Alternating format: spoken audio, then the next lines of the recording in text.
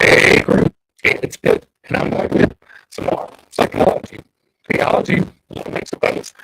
Some more Carl Jung we will be diving back into. We are reading aloud and discussing as we go along the various points that are brought to light by the text. It's not for everyone, but people do find value in it, so you are more than welcome to tag along as we can.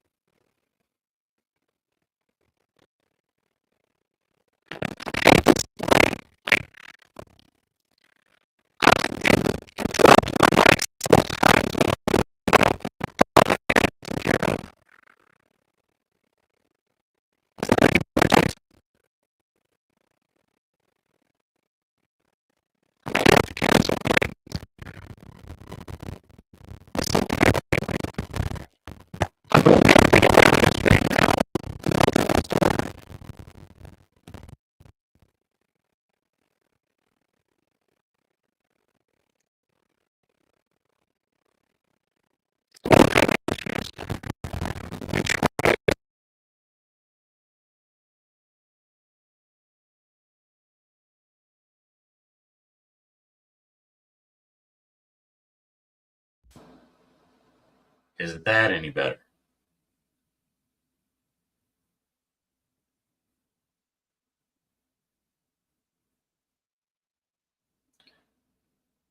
I really hate this delay. I don't like just sitting here with the dead end. There you go. Good. Right. Excellent. Thank you for that. I am so very appreciative for that feedback. I am so glad that you were here early because, yeah. All right. The fish in alchemy. Like it was giving me a little pop up when there was a problem with the mic because there was a problem several times during setup. I moved everything around. I'm getting ready for the new format, right? Like I'm getting ready for some stand-up presentations with the chalkboard. And like there's probably only 5 people that watch me that even remember that I have a chalkboard, but I used to do that. Uh, that's where I started with it. And so, anyways, uh, once I did that, everything's off. Like all my lighting's off, all my sound's off. My mic's messed up several times this morning. And it is what it is. But we're gonna deal with it. Yeah, I'm excited. I'm ready for the new format. I am so ready for the next. I don't know what it is yet, but I can feel it mounting in the energy. Like it is so highly energized, and like I'm ready for it. I'm ready to dive into it, and I'm only waiting on the timing to play out. Like only had 2 conditionals that I placed upon the mission. Right, one was getting my voice back and being able to talk for 2 to 3 hours at a time, and the other one has yet to be done, but it is almost there one way or the other, and we will find out soon, I am sure, whether that's going to happen. And so, anyway, the fish in alchemy, 1, the Medusa. Michael Nostradamus, physician and astrologer, must surely have been acquainted with alchemy, since this art was practiced mainly by physicians. Whether he knew that the fish was a symbol for the arcane substance and the lapis is perhaps questionable, but it is more than likely that he had read the classics of alchemy. One of these, one of the greatest authorities is the Terba philosophorum, which had been translated very early from the Arabic into Latin. At about the same time or a little later, its appendices were also translated, namely the Allegorae super librum terbae, the Allegorae sapentium super librum terbae, 29 distinctions, together with the Enigmata ex vision Aristotle and In Turbum philosophorum exercitations. The turba belongs to the same sphere of thought as the tabulus smaragdina, and hence is one of those late Hellenistic products that were transmitted to us by the Arabs, mainly, perhaps, through the Neoplatonic school of Haran, Tabit ibn Qurra, and others, which flourished at the beginning of the 11th century. The ideas preserved in the treatises are Alexandrian, and the recipes, particularly those set forth in the Allegorae super librum turbae, adhere closely to the spirit and letter of the Papyri Graece Makchike. Now, these allegory are the earliest source for the alchemical fish symbolism. For this reason, we may assign a fairly early date to the alchemical fish. Before the 11th century, in any case, there is nothing to suggest that it is of Christian origin. That, however, did not prevent it from becoming, through the transformation of the arcane substance, which it had at first represented, the symbol of the lapis, the latter term denoting the prima materia as well as the end product of the process, vicariously called lapis philosophorum,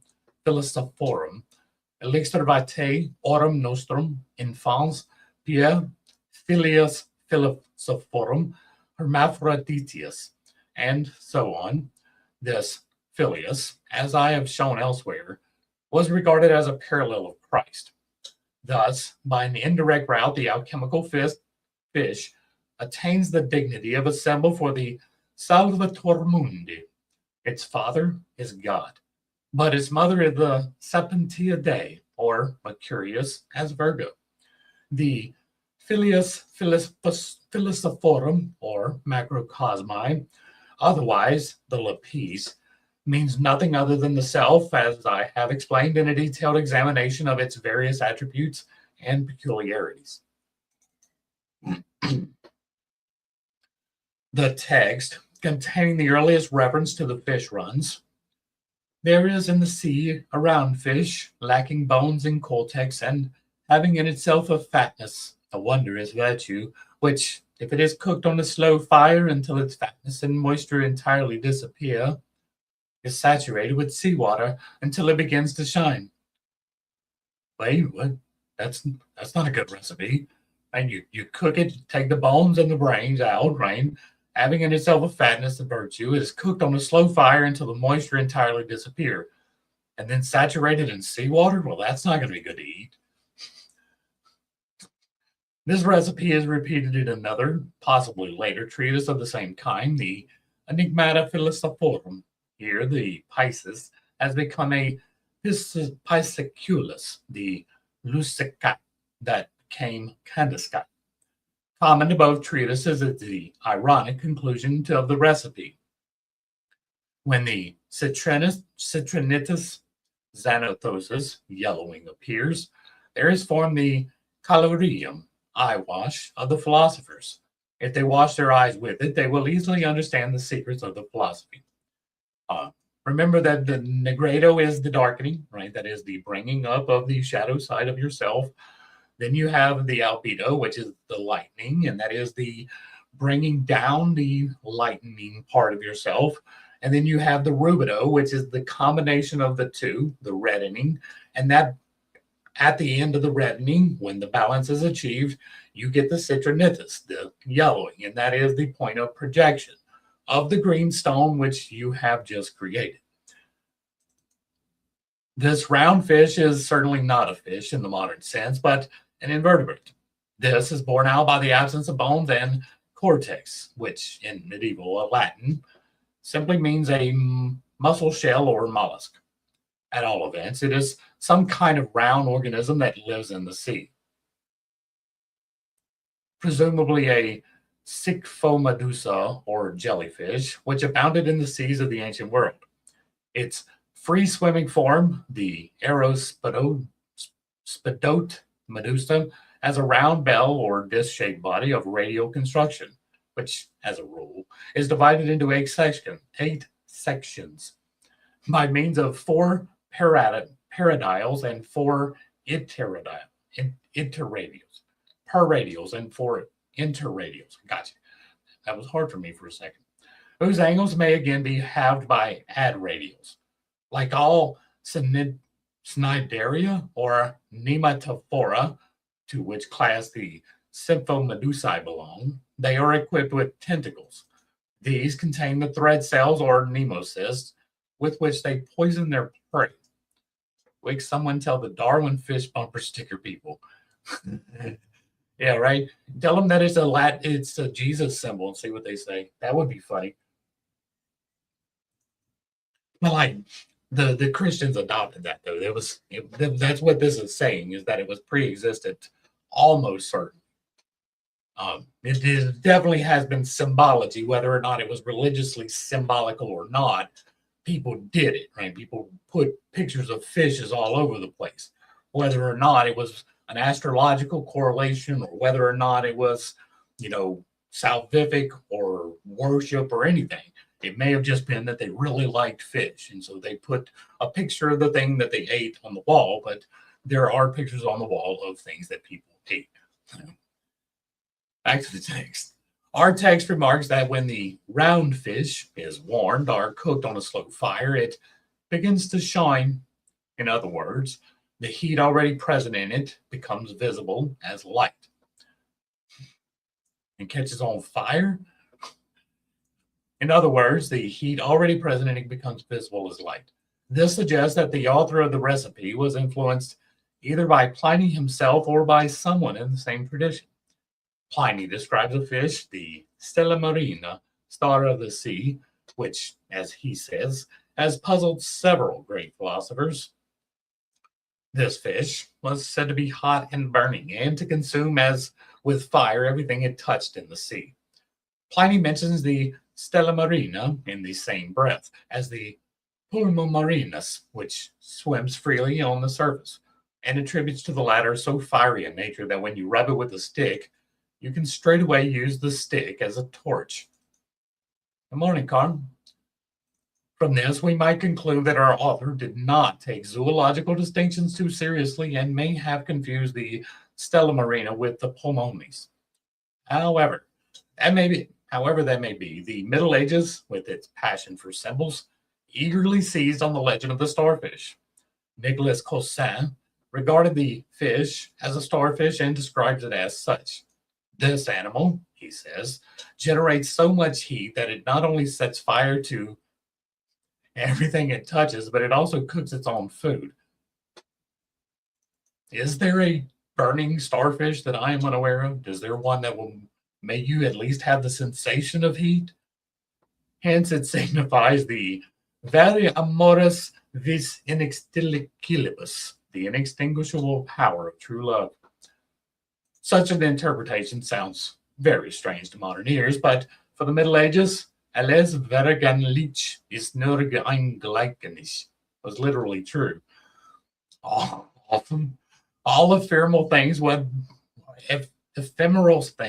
but a symbol of the divine drama, which to modern man has become almost meaningless.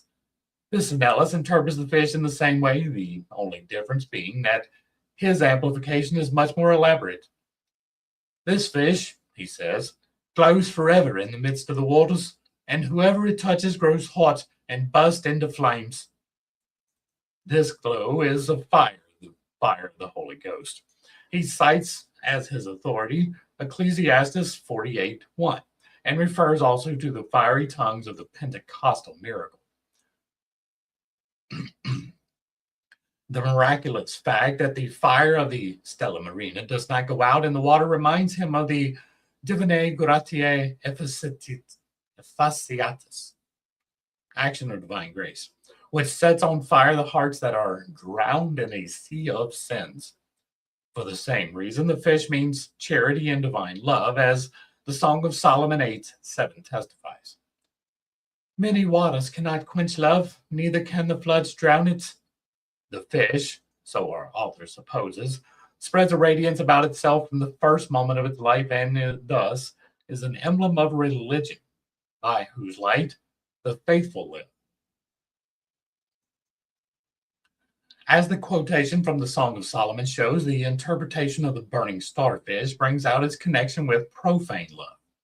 Misonellus even says that the starfish is the...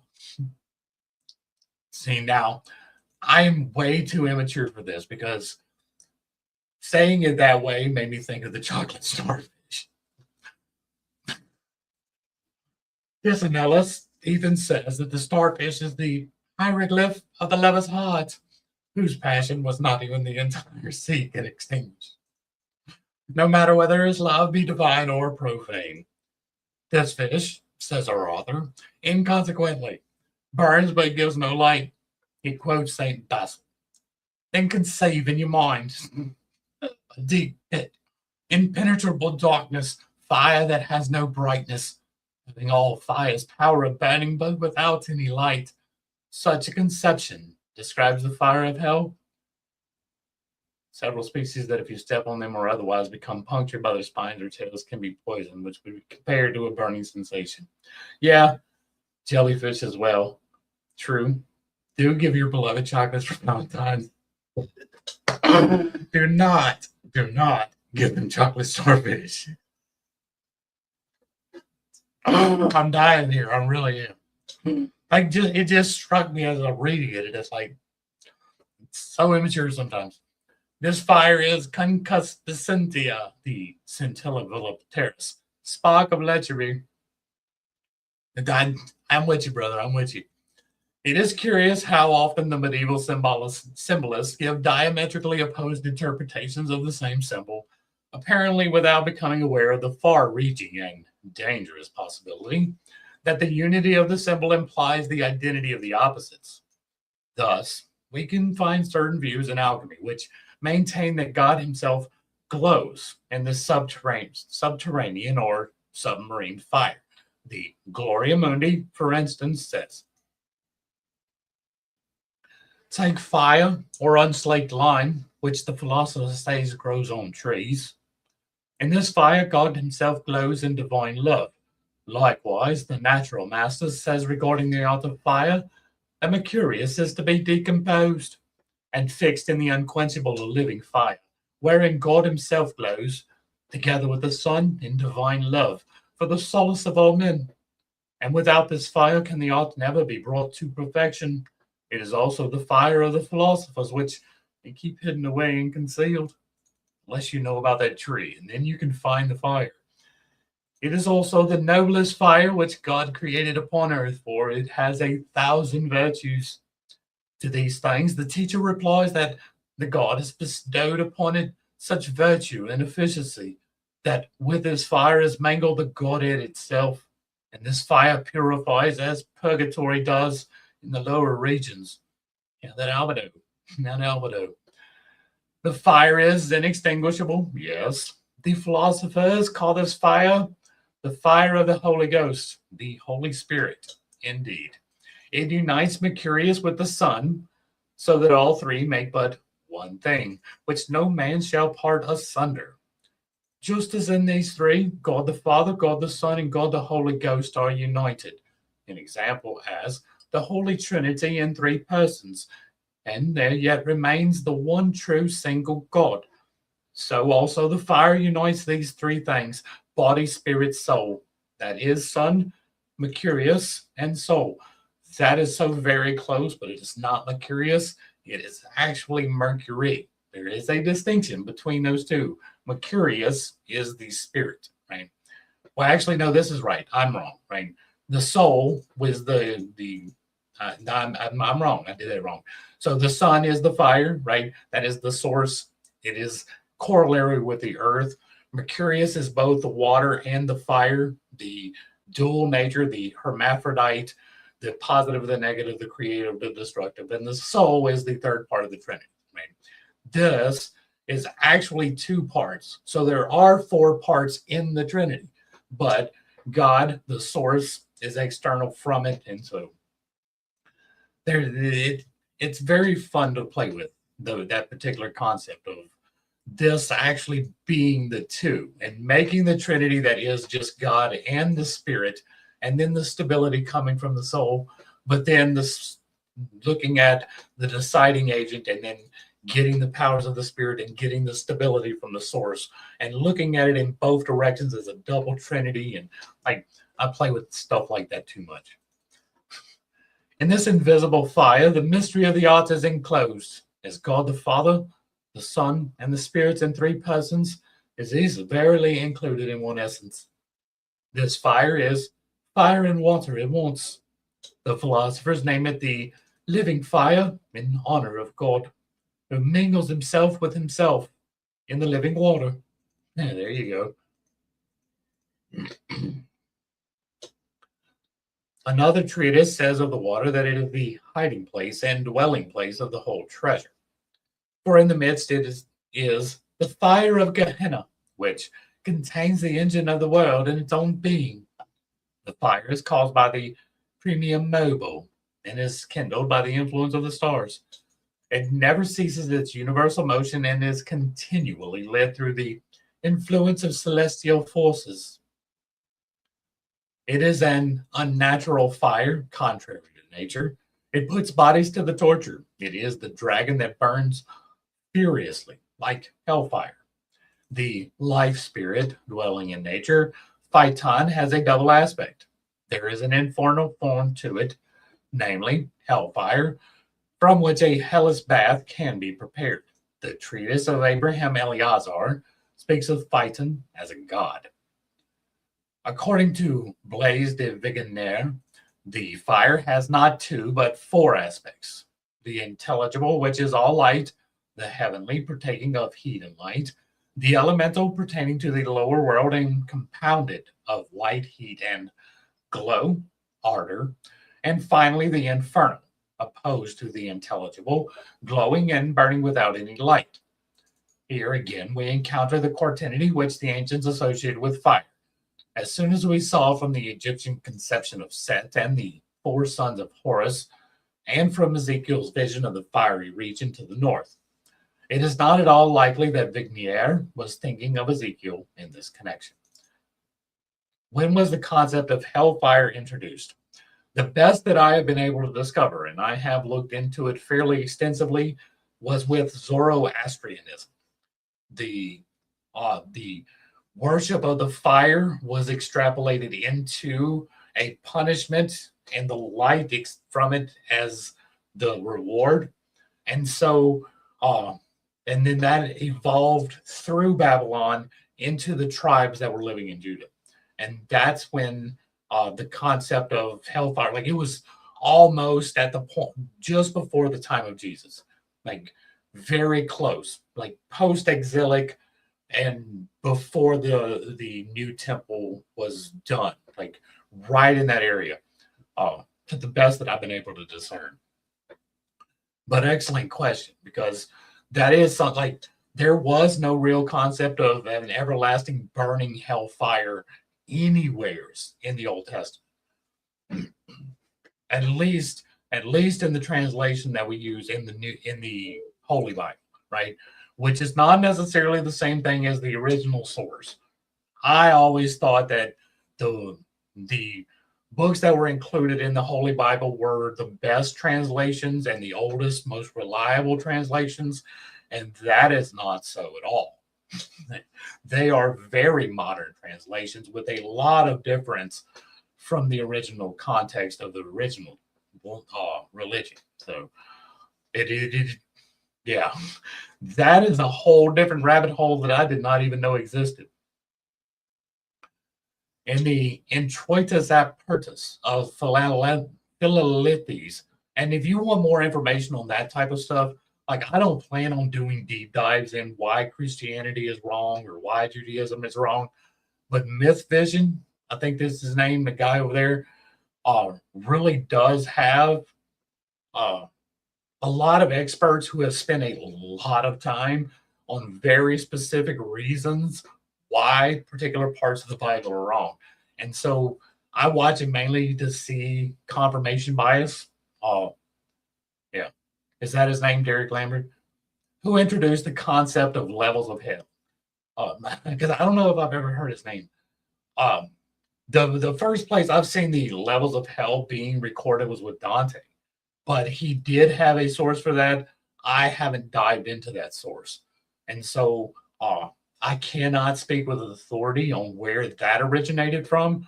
The first place that I am aware of it being a thing, other than like we can go to hell, and there might be some divisions in the regions of hell when I'm going to retrieve my love type of thing, right? You got to wander through hell and across the river and stuff. But the different levels of hell as Dante did it, I don't know, other than Dante. And Dante, that was a very interesting read. I did that. Like Chris, a friend of the channel, one of the original OGs of the channel, recommended that, right? And so we did Dante's Inferno, and or Dante's the three books. I was just Inferno, Purgatory, and Paradise, I think, are the three books. But we did them all, and that can be summed up fairly quickly. The hell that you create is the hell that exists. The heaven that you create is the heaven that exists. And the purgatory in the middle is a metaphor, as best as I can determine, for trying to get your life in order now. Trying to, like, it did seem like there were some corollaries to the things that I talk about in the books about ordering yourself in a way that will not require you to go to either one of those. It was a very interesting read, and I don't know that anybody else would probably interpret it that way, but it was very good.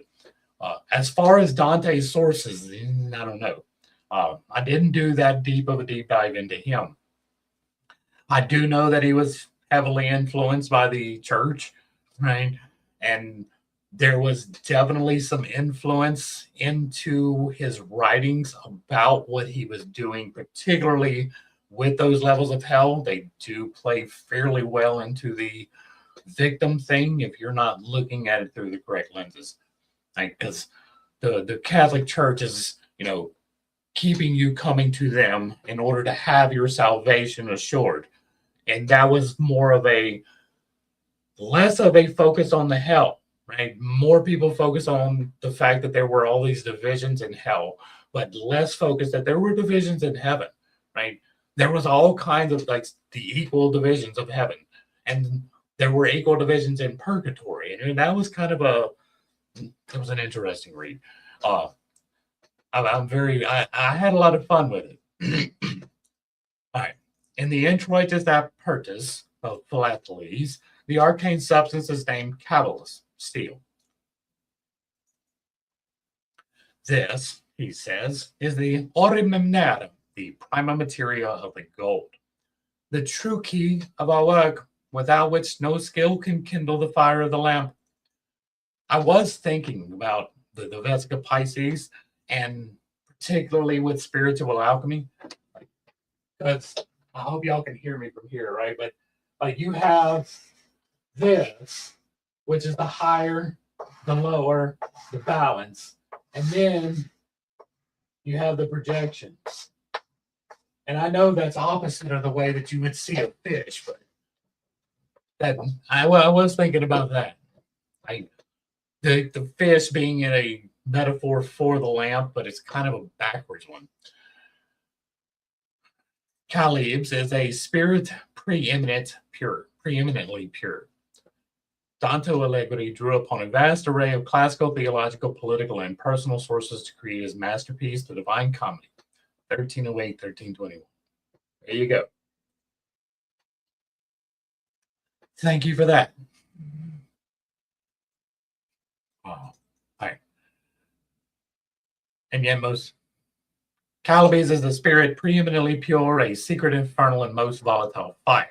The wonder of the world, the system of the higher powers and the lower. For this reason, the Almighty has assigned to it a most glorious and rare heavenly conjunction, even that notable sign whose nativity is declared throughout the philosophical east to the furthest horizon of its hemisphere. The wise magi saw it at the beginning of the era and were astonished, and straightway they knew that the most serene king was born in the world. The poem is a synthesis of medieval thought, Christian theology, and contemporary Florentine events. His primary sources and inspirations included classical literature.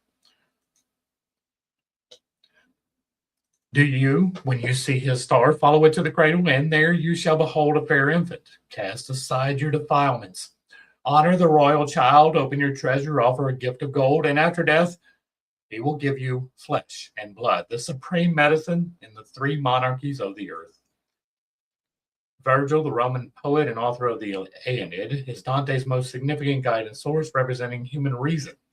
Dante directly models his underworld journey on Aeneas's descent in Aeneid book.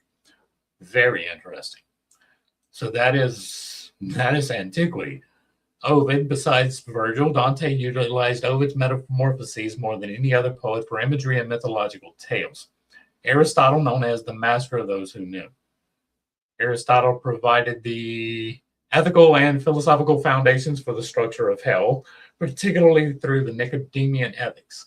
Cicero, his Officius, helped shape Dante's classification of sins, particularly regarding fraud. Very interesting. This passage is particularly interesting because it allows us to look deep into the world of obscure archetypal ideas that fill the mind of the alchemist. The author goes on to say that the steel, which is at the same time the infunofia, the key of our work, is attracted by the magnet, for which reason our magnet is the true minera, raw material of the steel. The magnet has a hidden center, which, with an archetypic appetite, turns towards the pole, where the virtue of the steel is exalted.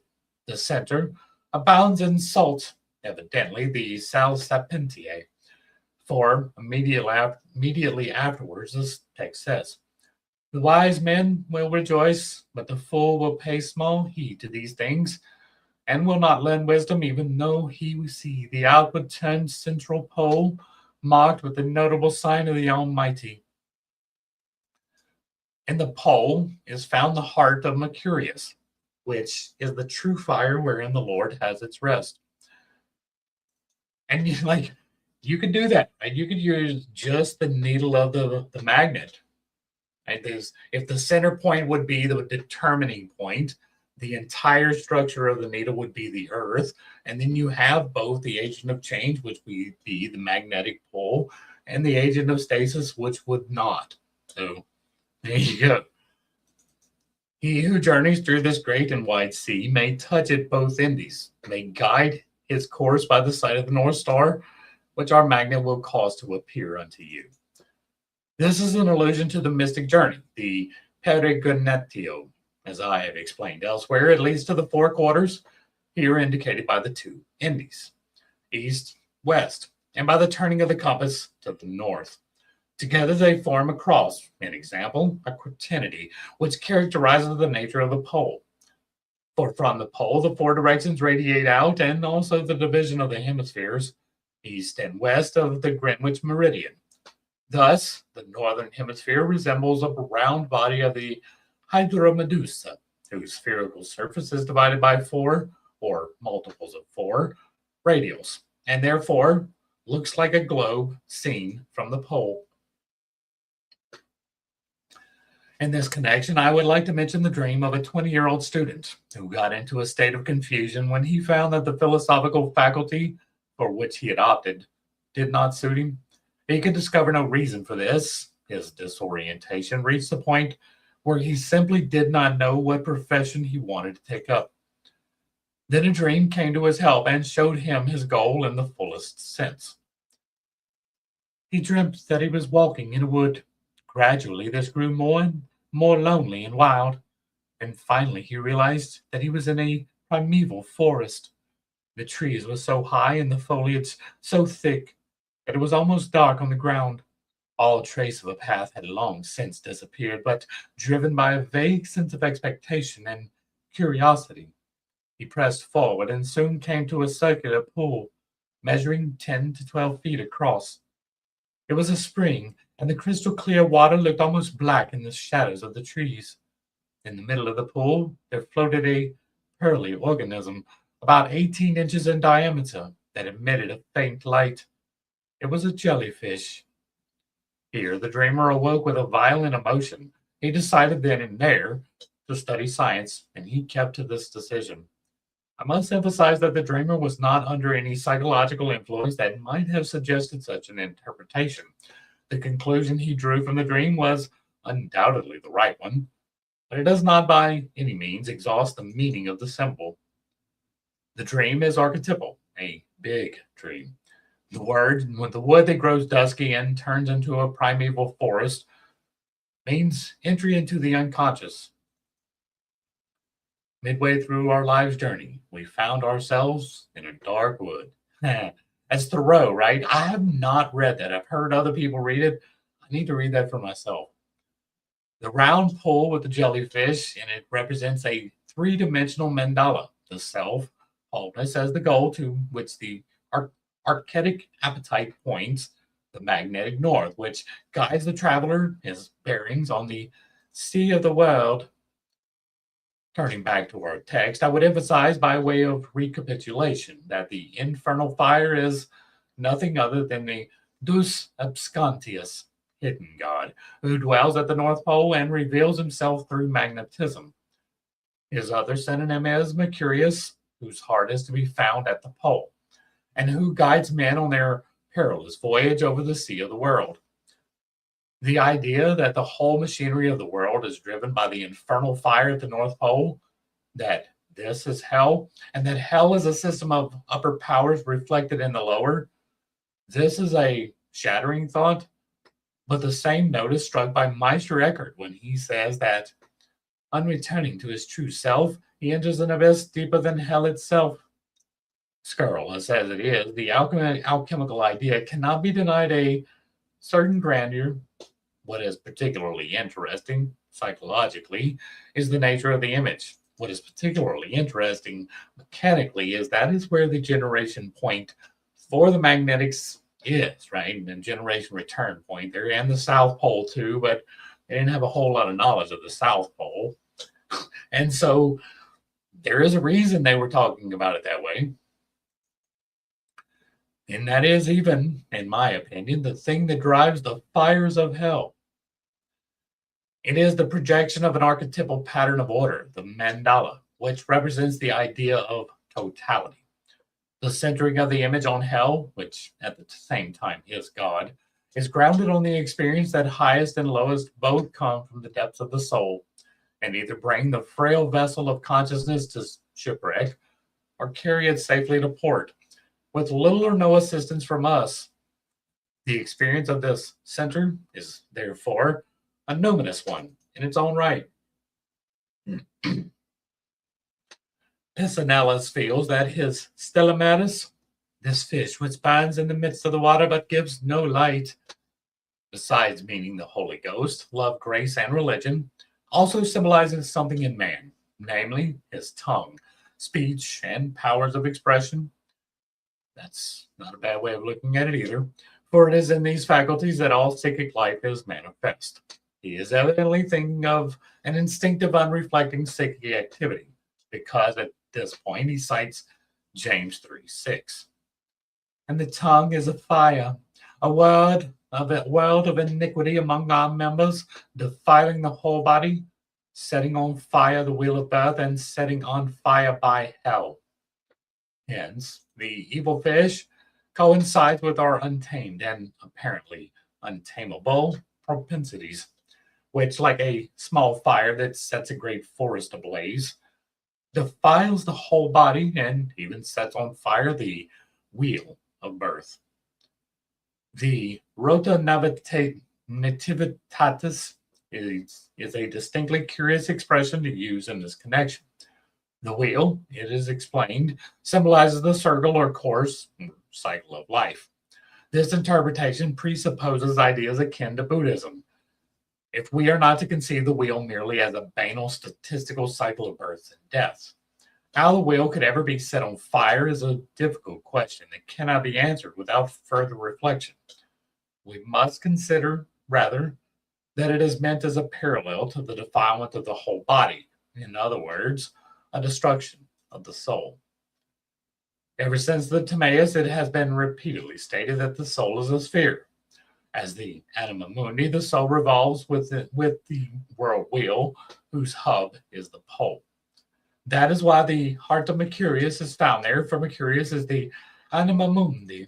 The anima mundi is really the motor of the heavens.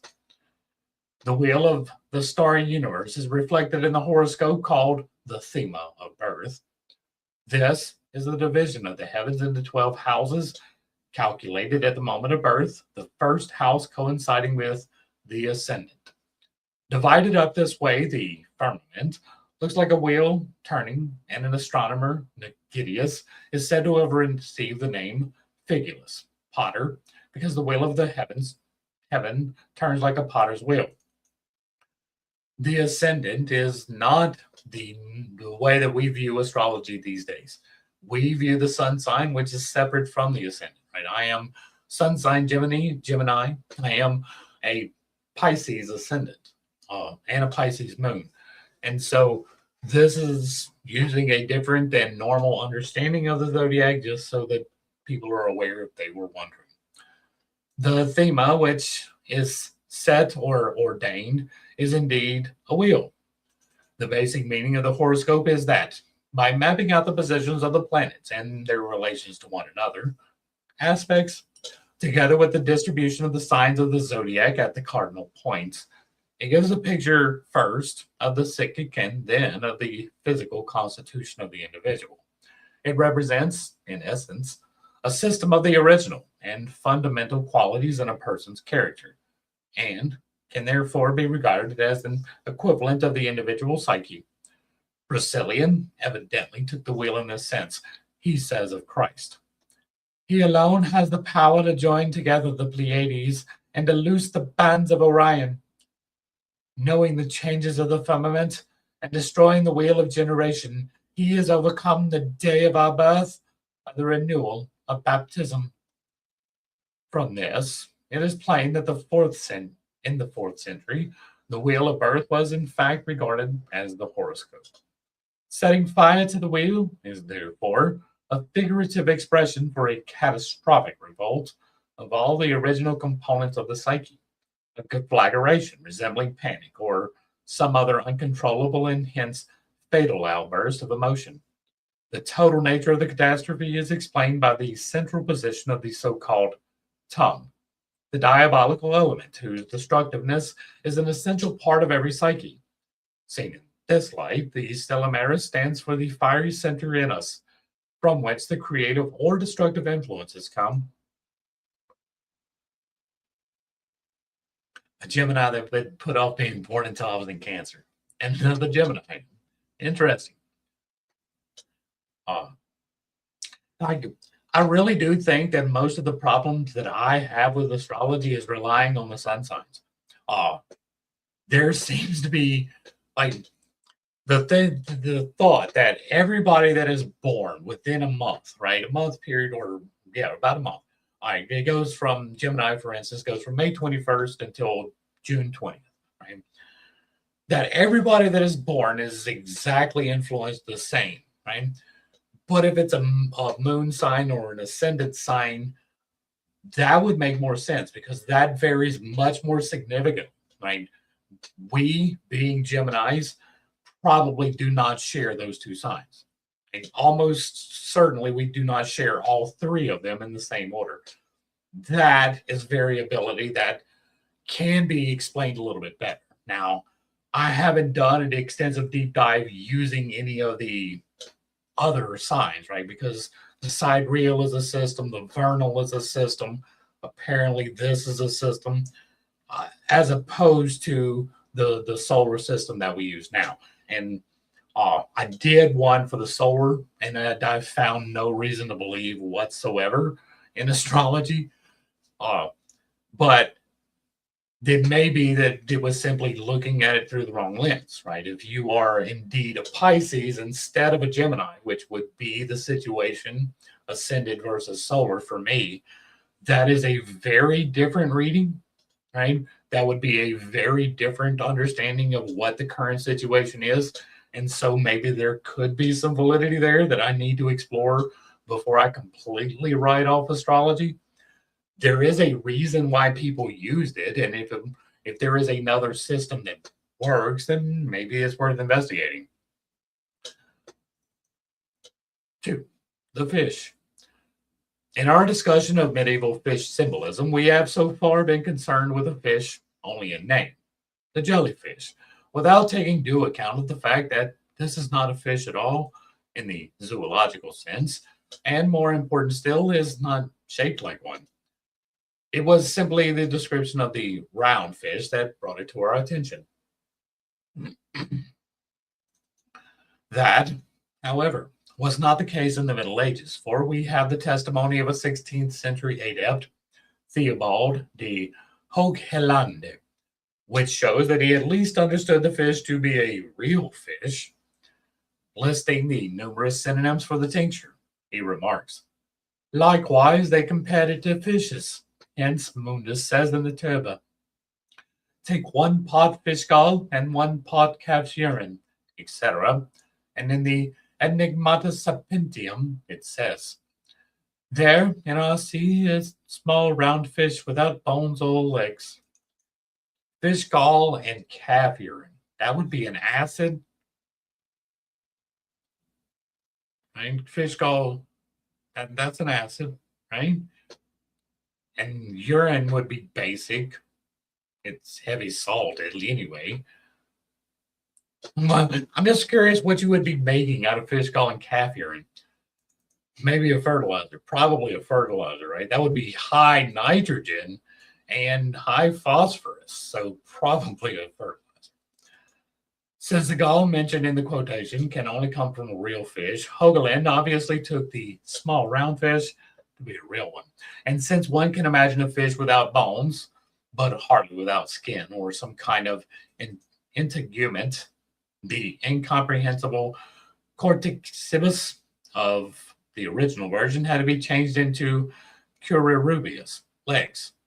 Of course, fishes don't have legs either, but this passage from a 16th century text proves that the small round fish of the Enigmata was understood in alchemical tradition as a real fish and not as a jellyfish.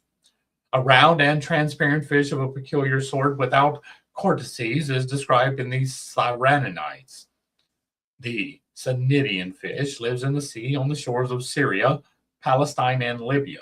It's 6 fingers long and is a Pisciculus rotundus. It has 2 stones in its head and another one in the 3rd vertebra of the tail, spondylium, or notochord. This stone is especially potent and used as a love potion. The Cnidian stone is practically unknown because it is very rare. It is also called opsianus, which is interpreted as serotinus, of late growth or origin, and tardus, slow and hesitant. Again, a child. It pertains to Saturn. This stone is twin or twofold. The one is opaque and black, but the other one black is brilliant and shining like a mirror. This is the stone which many seek without finding it. It is the dragon stone, Dracontius lapis. Right. Astrology originated in ancient Mesopotamia, specifically Sumeria and Babylonia, around the 3rd to 2nd century BCE, where priests interpreted celestial movements as divine messages to predict weather and political events. Early mundane astrology evolved into personalized horoscopic systems through Greek influence. There you go. There is no doubt whatsoever that observation of the stars was important to the ancients, right? When these stars come up over the horizon first, it's time to start planting. When these come up, it's time to go hunting. When these come up, it's time to go harvest or to go fish or whatever it is. And so it was very important to understand what the seasons were. And I am positive that people began observing the stars for that reason. whether or not there is any correlation to behavior. Now, once they are establishing that, people look for patterns in anything. That is why we see faces in clouds or in random splotches of dirt. And so, because we look for the patterns, we may have determined that there is a pattern that is astrology, or we may just conceive that there is a pattern that we call astrology. That's the type of stuff that I like to investigate, because it could go either way. Right? It could be that they were observing and they just happen to notice these people that are born under this particular thing happening, they're all assholes, right? That could very well be an observation.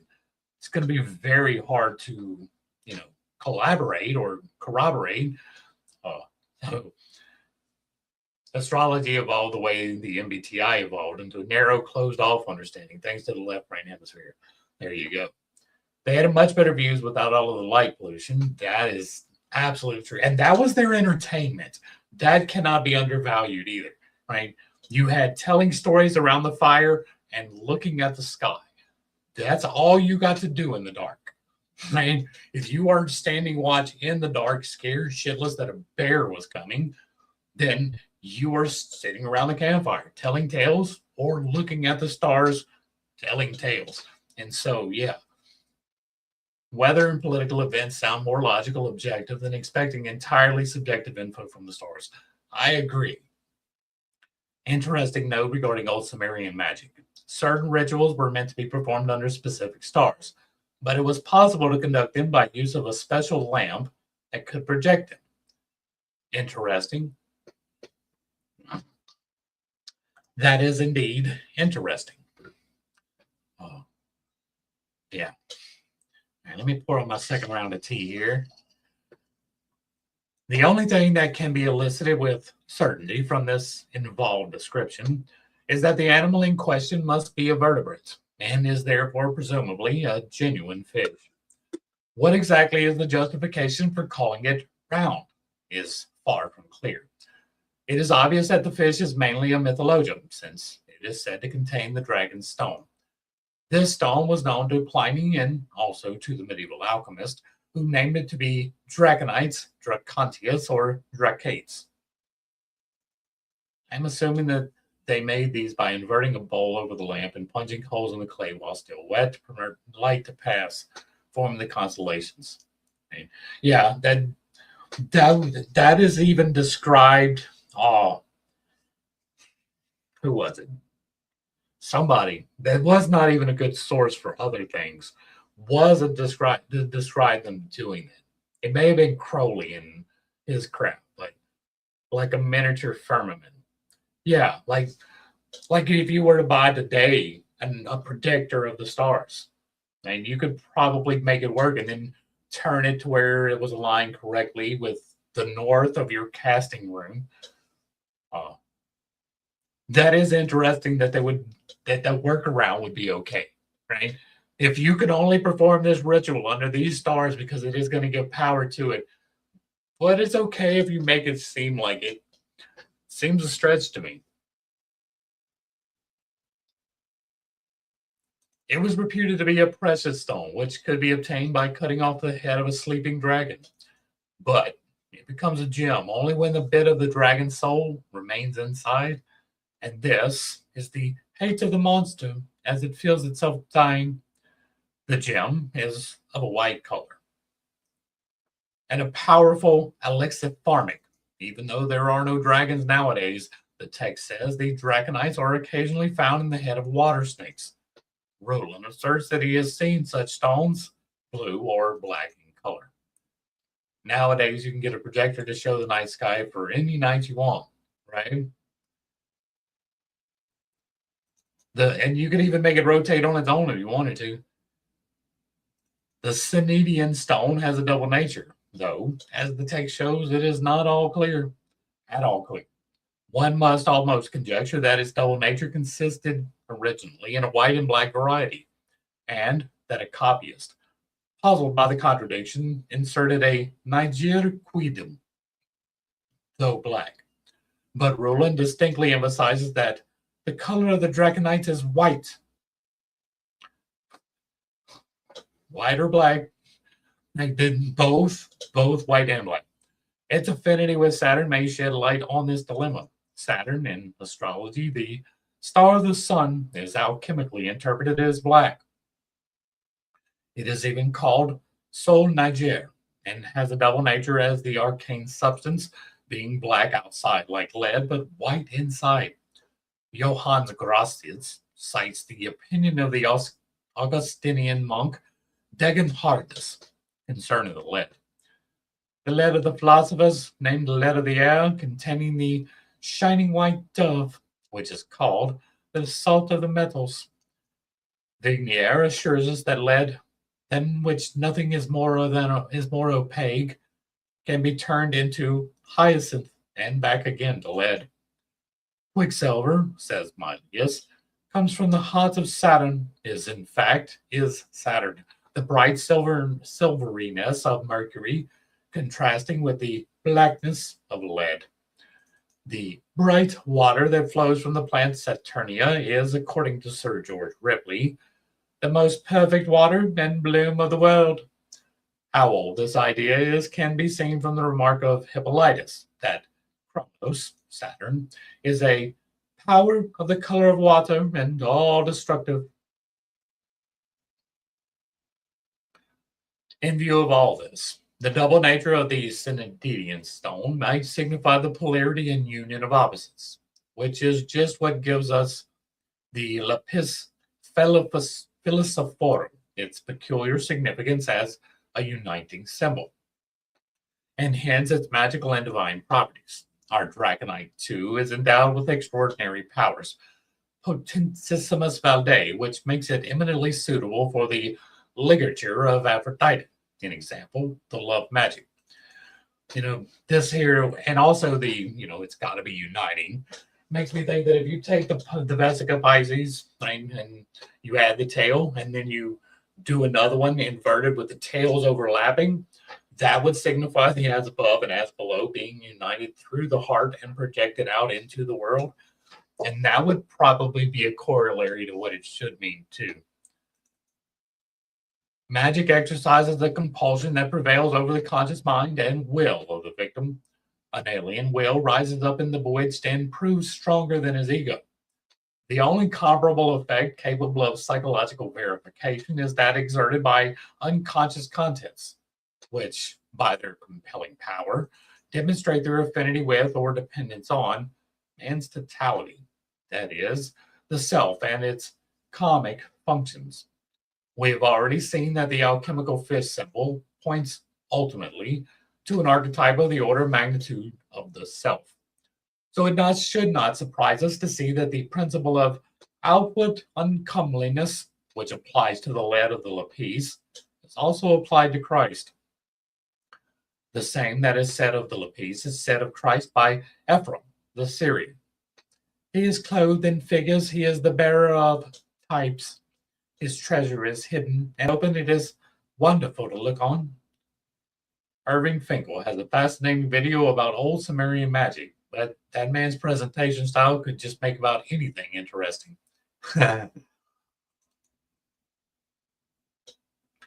In a treatise of the 17th century by an anonymous French author, our strange hybrid, the round fish, finally becomes a verifiable vertebrate known to zoology. Echinus remora, the common remora or sucking fish. It belongs to the mackerel family and is distinguished by a large, flat, oval-shaped sucker on the top of the head in place of the dorsal fin. By means of this, it attaches itself either to a larger fish or to a ship's bottom, and in this wise is transported about the world. The text says of this fish, "For that which we take, in order to prepare it from the philosophical work, is naught else but that little fish, the echinus, which has no blood or spiny bones, and is shut up in that deep mid-region of the great universal sea. The little fish is extremely small, alone, and unique in its shape, but the sea is great and vast, and hence it is impossible for those who catch it, who do not know in what part of the world it dwells. Believe me verily that he who, as Theophrastus says, does not well understand the art by which he can draw down the moon from the sky and bring it from heaven to earth and change it into water and then into earth, will never find the material of the stone of the wise, for it is not more difficult to perform the one than to find the other. Yet nonetheless, when we speak somewhat in the confidence of the ear of a trusted friend, we teach him that hidden secret of the wise, how he can naturally, speedily, and easily catch the little fish called remora, which is able to hold back the proud vessels of the great ocean, sea, that is, the spirit of the world. Those who are not sons of the art are altogether ignorant, and know not those precious treasures which are concealed by nature in the precious and heavenly aqua vitae of our sea. But that I may declare to you the clear light of our unique material, or our virgin soil, and teach you in that wise you may acquire the supreme arts of the sons of wisdom, it is needful that I instruct you concerning the magnet of the wise, which has the power of attracting the little fish called Achenis or remora from out of the center and depth of the sea. If it is caught in accordance with nature, it changes in a natural way, first into water and then into earth. And this, when properly prepared by the cunning secret of the wise, has the power of dissolving all solid bodies and making them volatile, and of purifying all bodies that are poisoned.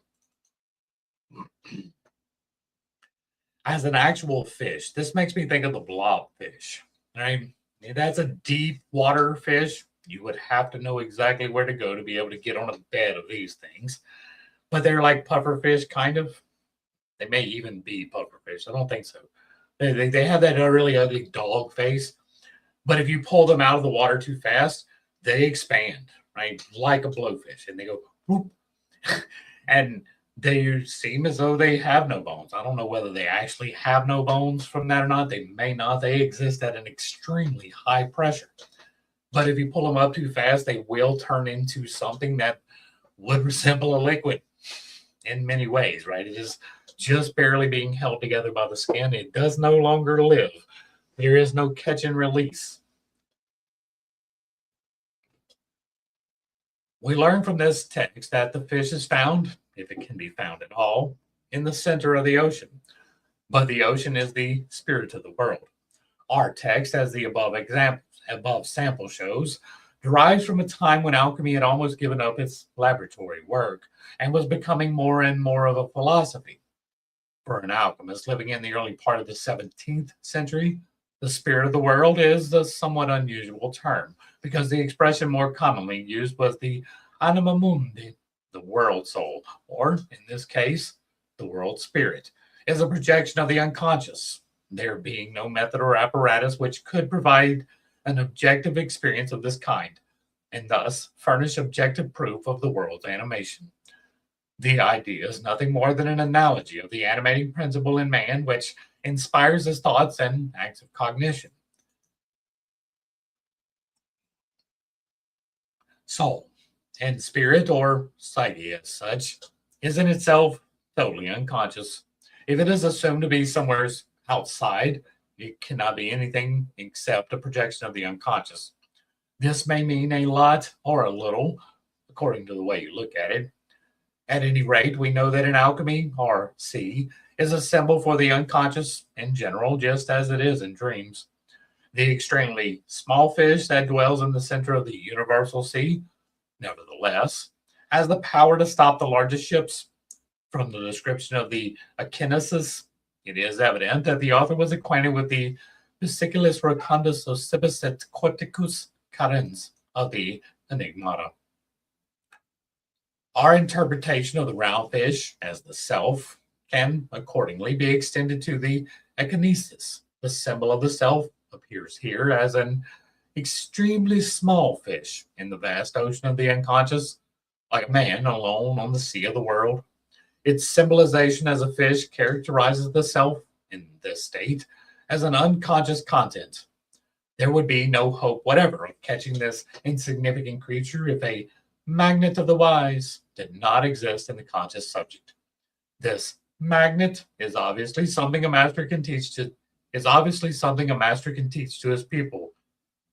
It is in the theoria, the one solid possession from which the adept can proceed.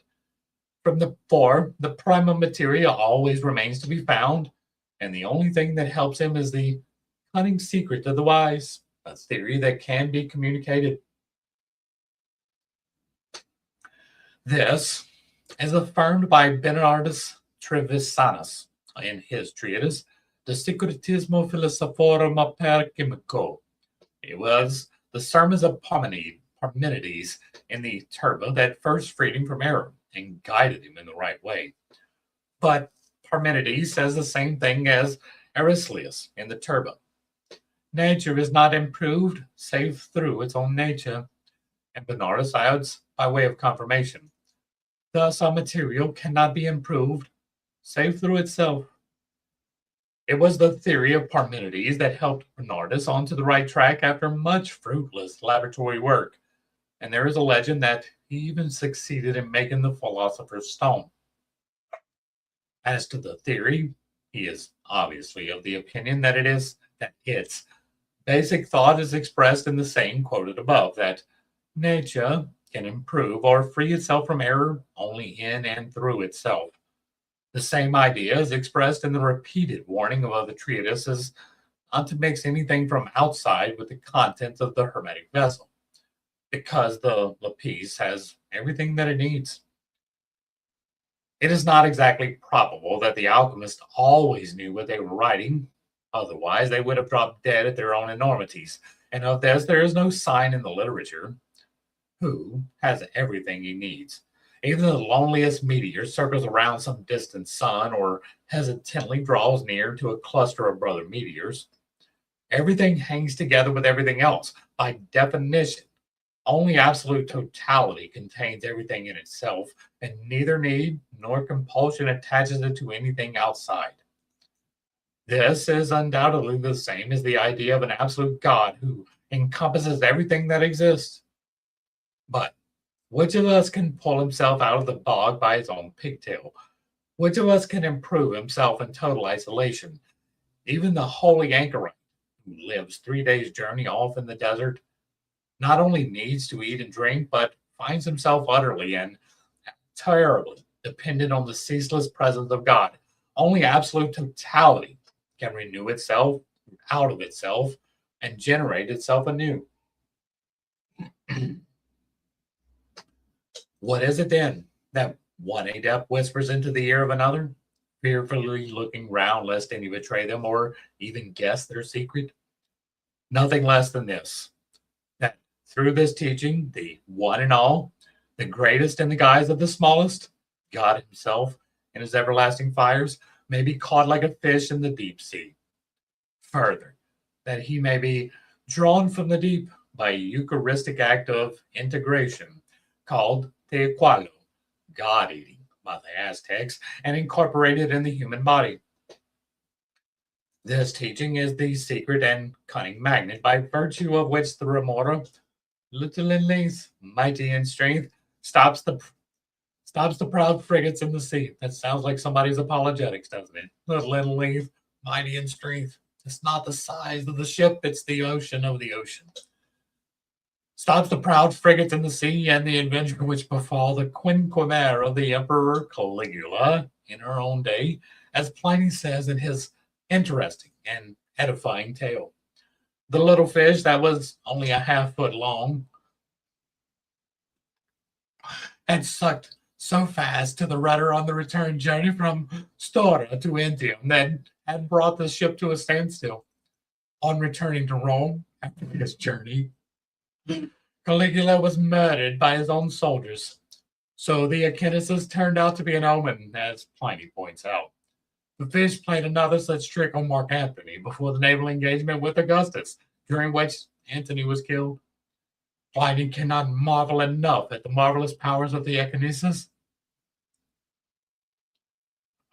His amazement obviously impressed the alchemists so much that they identified the round fish in our sea with the remora. And in this way, the remora came to symbolize what extremely small thing in the vastness of the unconscious, which is charged with such fateful significance is it is the self, the Atman, smaller than small, greater than great. Man. The alchemical symbol, the echinus, clearly derives from Pliny, but fishes also crop up in the writings of Sir George Ripley. What is more, they appear in their messianic role together with the birds.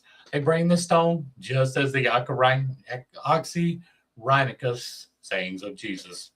It is the fowls of the air and the fishes of the sea and whatsoever is upon on beneath the earth that points to the way to the kingdom of heaven. Motif of the helpful animals. And lamb springs symbols, the zodiacal fishes that move in opposite directions, symbolize the arcane substance. All this theomorphism is simply a visualization of the unconscious manifesting itself through animal impulses.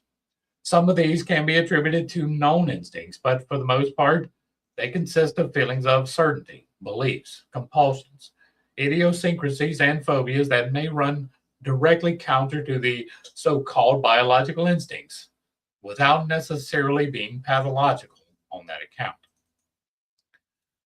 I love snakes. Wholeness is perverse, paradoxical in its manifestations, and the two fishes going in the opposite directions, or the cooperations of birds and fishes, are an instructive illustration of this. The arcane substance, as its attributes show, refers to the self, and so in the Oxyrhynchus sayings does the kingdom of heaven, or the conjectural city. 3. The fish symbols of the Cathars. The use of fishes as symbols for the psychopompos and for the antithetical nature of the self points to another tradition that seems to run parallel with the echinus. And there is, in fact, a very remarkable clue to be found, not in the literature of alchemy, but in heresiology. The document in question comes from the archives of the Inquisition at Carcassonne, published by Benoist in his Histories de Albiage et de Vadouas in 1691. It concerns an alleged revelation which Christ's favorite disciple John was vouchsafed as he rested in the Lord's bosom. John wished to know what Satan's state was before his fall, and the Lord answered. He was in such splendor that he ruled the powers of heaven. He wanted to be like God, and to this end he descended through the elements of air and water and found that the earth was covered with water. Penetrating beneath the surface of the earth, he found two fishes lying upon the waters, and they were like oxen yoked for plowing the whole earth from sunset to sunrise, or from east to west to east, at the command of the invisible Father. And when he went down and found hanging clouds which covered the broad sea, and when he went down, he found set apart therefore from his Osab, which is a kind of fire. On account of the flames, he could not descend any further, so he went back up to heaven and announced to the angels that he was going to set up his throne on the clouds and be like the All-Highest. He then treated the angels as the unjust steward treated his master debtors, whereupon he and the angels were cast out of heaven by God. But God took pity on him and allowed him and his angels to do what they liked for a week. During this time, Satan, using Genesis 1 as a model, created the world and mankind. Well, that's an interesting interpretation. He used Genesis where the earth was made as the model to make the world. There's no rationalization going on in that at all. A prominent Cathar, John de Luizio, confesses to a similar belief. This belief seems to have been known in Catharist circles during the 11th and 12th centuries, for the conviction that the world was created by the devil is found in many of the sects. The alchemist Johann de Rupesisa was, in all probability, a member of the poor men of Lyons who were influenced by the Cathars. In any case, he could be considered as a connecting link with this tradition. What strikes us most of all in this text is the fact that it contains the old Bulgarian word osab, Karl Mayer, in his Old Church Slavonic Dictionary, gives these three. I don't know if that's Greek or not. Osaba means in Russian, Poland, and Czech. Individual personality, his Osab, could therefore be translated as that which is peculiar to him. This, in the case of the devil, would naturally be fire. The idea of the two fishes lying on the waters, yoked like oxen for plowing, is very strange and needs some elucidation. And to this end, I must recall the reader to St. Augustine's interpretation of the two fishes in the miraculous feeding of the 5,000.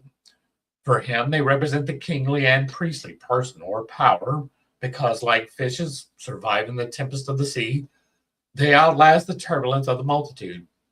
These two powers are united in Christ. He is the king and priest. Although the two fishes in the Cathar text certainly do not refer to the miraculous fishes, Augustine's interpretation tells us something of importance about the way people thought in those days. The fishes were regarded as ruling powers, since the text is indubitably heretical and a Bogomil document at that. There can be no question of the uniform interpretation of the two fishes as Christ. It may be that they symbolize, as might easily be conjectured, two different persons or powers from before the creation of the world. Fishes yoke, like fire-breathing bulls are yoked, perhaps. Indeed, right? Sataniel, the elder son of the god, or dragons even, the elder son of God, and the Christ the younger. In the 30th heresy of his Panarium, Epiphanius reports that the Ebionites believed in the double sonship. Two they maintained were begotten by God, one of them Christ, the other the devil. This doctrine must obviously have spread throughout the Near and Middle East, for it was there that the Bogomil doctrine of Sataniel, as the demiurges, arose among the Paulicians and Eucharites. Our document is nothing but a Latin version of the report in the Panoplia of Eurythmios Zagabinus, which in its turn goes back to the confession of faith made before the Emperor Alexius Comnenus by the Bogomil bishop Basilius in the year 1111. In the year 1111. Note that Satan finds the two fishes before the creation. An example, in the beginning, when the Spirit of God still brooded upon the dark faces of the waters. Genesis 1:2. Had it been one fish only, we could interpret it as a prefiguration of the Redeemer and the pre-existent Christ of St. John's Gospel. The Logos that was in the beginning with God, Christ himself says in this document, with reference to John 1:2, but I shall sit with my Father. Logos is not a person. There are, however, two fishes joined by a commissure, equal, the yoke, which can refer only to the zodiacal fishes. The zodia are important determinants in horoscopes, modifying the influence of the planets that have moved into them, or even if there are no planets, giving the individual houses a special character. In the present instance, the fishes would characterize the ascendant, the moment of the world's birth. Now, we know that cosmogonic myths are at bottom symbols for the coming of consciousness, though I cannot go into this here. The dawn state corresponds to the unconscious in alchemical terms. It is the chaos, the massa confusa, or negredo, and by means of the opus, which the adepts liken to the creation of the world, the albedo, or the albedo, patio, is produced, the widening, which is compared sometimes to the full moon, sometimes to sunrise. It also means illumination, the broadening of consciousness that goes hand in hand with the work. Expressed psychologically, therefore, the two fishes which the devil found on the primeval waters would signify the newly arisen world of consciousness. The comparison of the fishes with a yoke of oxen plowing merits special attention. Oxen stand for the motive power of the plow. In the same way, the fishes represent the driving forces of the coming world of consciousness.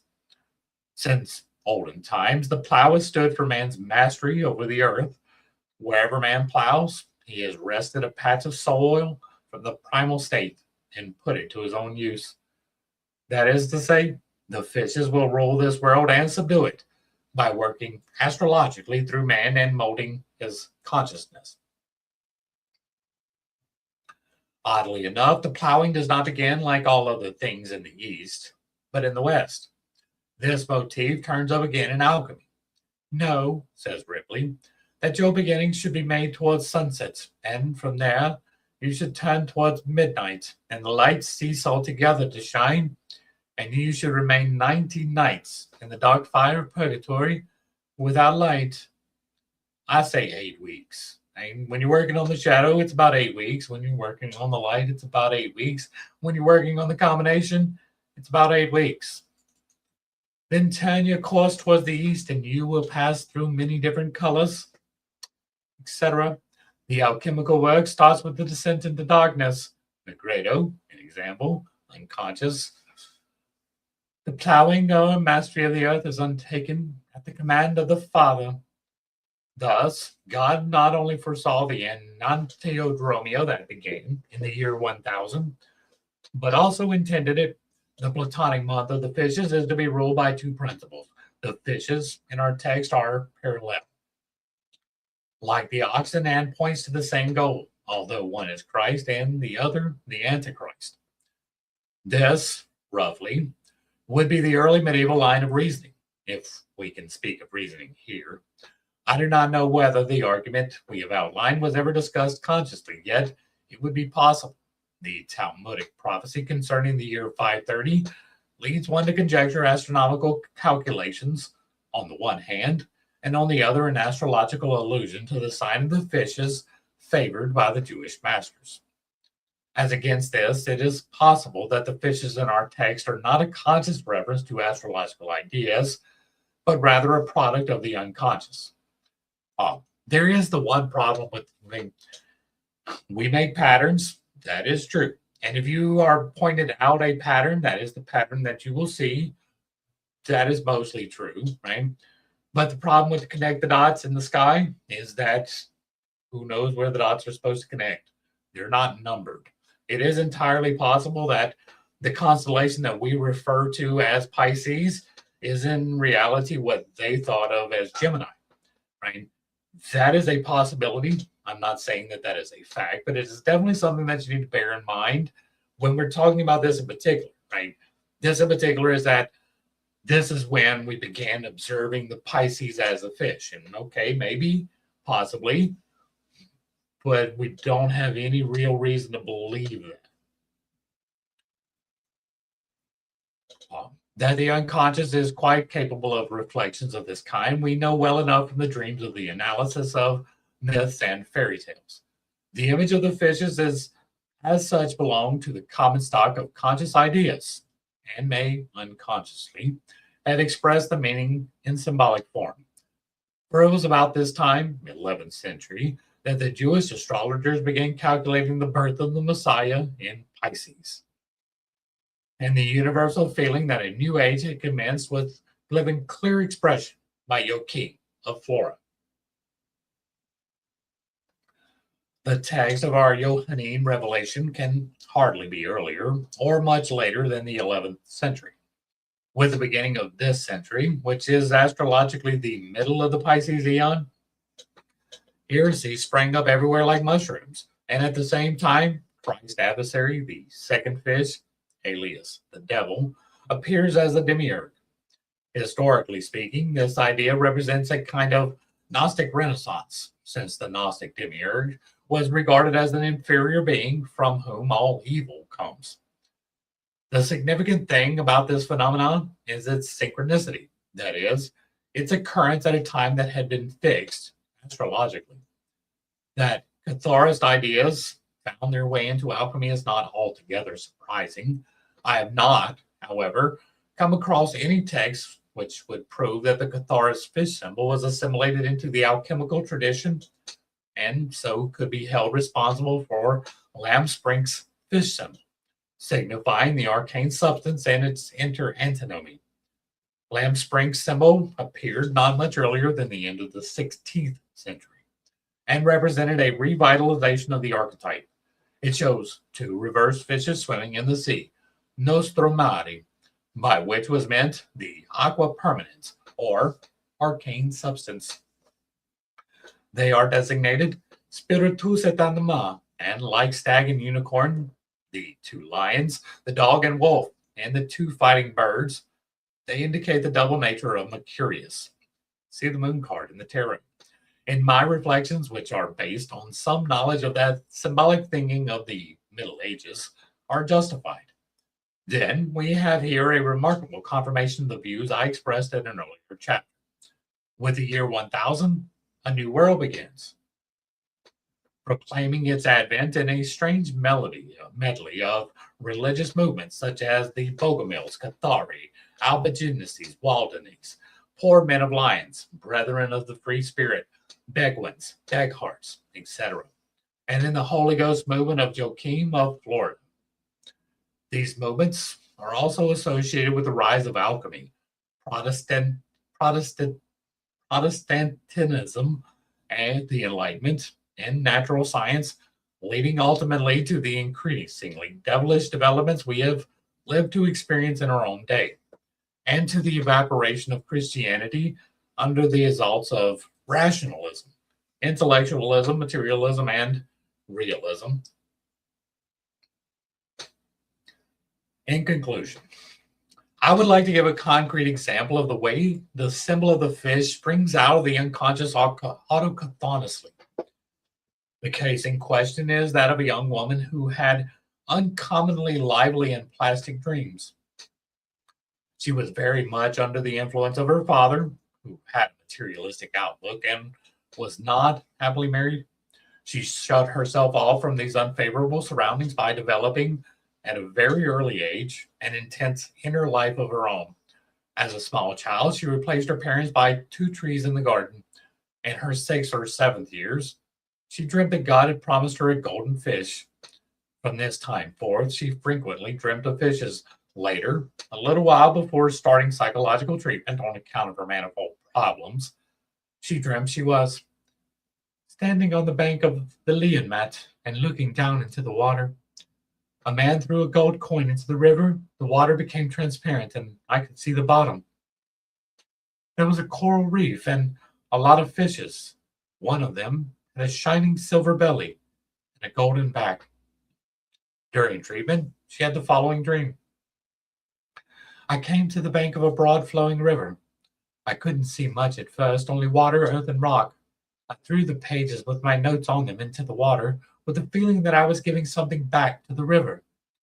Immediately afterwards, I had a fishing rod in my hand. I sat down on a rock and started fishing. Still, I saw nothing but water, earth, and rock. Suddenly, a big fish bit. He had a silver belly and a golden back. As I drew him to land, the whole landscape became alive. The rock emerged like a primeval foundation of the earth. Grass and flowers sprang up, and the bushes expanded into a great forest. A gust of wind blew and set everything in motion. Then, suddenly, I heard behind me the voice of Mr. X, an older man whom she knew only from photographs and from hearsay, but who seems to have been some kind of authority for her. He said quite quietly but distinctly, "The patient ones in the innermost realm are given the fish, the food of the deep." At this moment, a circle ran around me, part of it touching the water. Then I heard the voice again. "The brave ones in the second realm may be given victory, for there the battle is fought." Immediately, another circle ran round me, this time touching the other bank. At the same time, I saw into the distance, and a colorful landscape was revealed. The sun rose over the horizon. I heard the voice speaking, as if out of the distance. "The third and the fourth realms come, similarly enlarged, out of the other two, but the fourth realm," and here the voice paused for a moment, as if deliberating, "the fourth realm joins on to the first. It is the highest and the lowest at once, for the highest and the lowest come together. They are the bottom one." Here the dreamer awoke with a roaring in her ears. This dream has all the remarks of a big dream, and it also has the quality of some something thought, which is characteristic of the intuitive type. Even though the dreamer had acquired some knowledge of psychology by this time, she had no knowledge whatever of the historical fish symbols. The details of the dream may be commented on as follows. The bank of the river represents the threshold, so to speak, of the unconscious. Fishing is an intuitive attempt to catch unconscious contents, fishes. Silver and gold in alchemical language signify feminine and masculine, the hermaphrodite aspects of the fish, indicating that it is a complexio oppositorum. It also brings about a magical animation. The older man is a personification of the archetype of the wise old man. We know already that the fish is a miraculous food, the Eucharistic food of the Teleoi. Roaring in the ears, an indication of an out-of-body experience. It does seem to occur with it, doesn't it? It does indeed occur with it. The first circle that touches the water illustrates the partial integration of the unconscious. The battle is the conflict of opposites, maybe between consciousness and the shadow. The second circle touches the other bank, where the union of opposites takes place. In the Indian Quicksilver system, the arcane substance is called Parada, leading to the other side. In the West, it is Mercurius. Parada, you say? That sounds like a word, right? Kind of sounds like paradise. There was a garden of paradise during the exile. The fourth realm, stressed by a weighty pause, is the one that adds itself to the three and makes all four into a unity. The circles naturally produce a mandala, the outermost circle, paradoxically coinciding with the center and recalling the old image for God. God is a circle whose center is everywhere and the circumference nowhere. The motif of the first coinciding with the fourth was expressed long ago in the axiom of Maria. One becomes two, two becomes three, and out of the third comes the one as the fourth. That goes back to this that playing around with imagery I was talking about earlier. Huh? The dream sums up in a condensed form the whole symbolism of the individuation process in a person who was totally unacquainted with the literature of the subject. Cases of this kind are by no means rare and ought to make us think. They demonstrate the existence of an unconscious knowledge of the individuation process and its historical symbolism. And it does not look like we are going to get to 11 today, but we will be back Monday with the alchemical interpretation of the fish. But for now, that's going to bring us to the end of fish symbology, the significance of fish symbology in alchemy. Hopefully, I brought a little bit of enlightenment, not too much confusion, maybe a little entertainment to some somewhat difficult concepts. I understand that I hold some unconventional beliefs, and I do have a tendency to step on toes when I relay those. It is not intentional, but it is not something that I apologize for. I don't think we got too out of the box with this today, other than my childish jokes, and that's okay. Right? We can have a little bit of fun with this. This will be the last exploration in this type, and so we can take a little bit of time. We will probably give one more week out of this before we move on to bigger and better things with more of a focus on original ideas and implementation into the real world, as opposed to just getting the information that we need to begin the implementation into the real world. It is almost time for things to move outwards. It is Citronella's time. It is time for the projection. The Rubido is just about done. All the groundwork finished. Foundations fairly firm. All that is left is the oppositorium, right? The testing of the ideas before we really get out there with it. And that is definitely on the way. And so, if you like what I'm doing over here, let me know down below. Give me a like, a share, a follow, throw me a comment, whether you agree or disagree with anything that was stated. Put it in the box down below, and if it remains respectful, it gets to remain up. If you really like what I'm doing, hit me with the super thanks. Consider joining for a membership, picking up a copy of one of my books, or reaching out to me through the links provided down below. To the crew, thanks for hanging out. I appreciate every single minute that you are here with me, and I am praying for you every single day. Until next time, I love you. God loves you. You are perfect, whole, and complete, just the way that you are. And this has been pittstake. Peace. Thanks for hanging out, guys. I appreciate it. Much love.